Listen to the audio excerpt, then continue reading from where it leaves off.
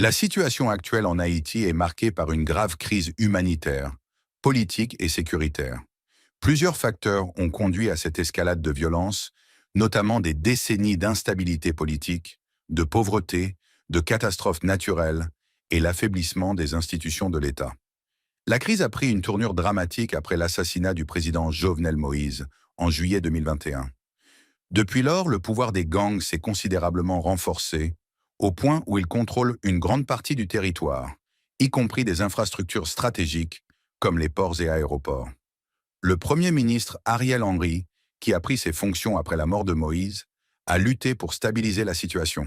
En février 2024, il a proposé une période de transition jusqu'en août 2025, au lieu d'organiser des élections, ce qui a aggravé les tensions. En mars 2024, l'évasion massive de 4500 détenus orchestrée par des gangs a intensifié la violence, forçant Henry à démissionner. Les gangs, y compris la coalition G9 dirigée par Barbecue, exercent une influence majeure et commettent des actes de violence généralisés, y compris des meurtres, des enlèvements et des violences sexuelles. L'ONU estime que les gangs contrôlaient déjà 80% de la capitale Port-au-Prince en 2023. La communauté internationale a tenté de répondre à la crise avec des interventions militaires et humanitaires, mais ces efforts ont souvent échoué à traiter les causes profondes de la crise.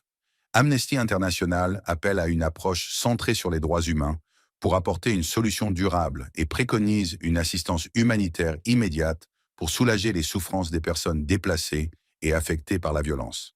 La crise en Haïti est le résultat d'une combinaison complexe de facteurs internes et externes, et la solution nécessite une coopération internationale solide et un soutien à la société civile haïtienne